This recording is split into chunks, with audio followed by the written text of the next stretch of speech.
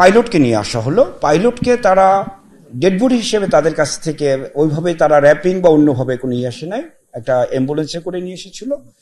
তো পাইলটের যে জিনিসটা হলো যে স্পট এবং হসপিটাল এই দুই জায়গায় একটু পারসেপশনের প্রবলেম থাকে। অনেক সময় আছে যে কনফার্ম ডেড, এটা তারা সেইভাবে ট্রিট করে ওইভাবে এটাকে কিন্তু র্যাপিং করে পাঠিয়ে দিয়েছে। বাট পাইলটের ব্যাপারে তাদের হয়তো একটা হোপ ছিল, সেই কারণে পাইলটকে নিয়ে আসা হয়েছে ওইভাবে। আমরা যখন রিসিভ করি ফার্স্ট আমি অন দ্য স্পটই পাইলটের, আমি ব্যক্তিগতভাবে নিজেও ছিলাম, যখন হ্যান্ড ওভার করলাম ওরা সাথে সাথে পাইলটকে বিভিন্ন এক্সামিন করে দেখলো ইনিশিয়াল স্টেজে যে there is no sign of life.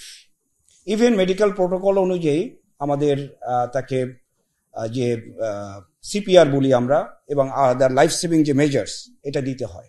দেওয়ার পরে ফাইনালি কোনো রিভাইভালের কিছু চায় না। আপনি জানেন যে যে কোনো ডেড বডি বা আমাদের হসপিটালেও যদি আমরা দেখি অ্যাপারেন্টলি সাইন অফ লাইফ নাই, কিন্তু আমরা ডিক্লেয়ার করতে আমাকে মিনিমাম 30 মিনিটস টাইম নিতে হয়।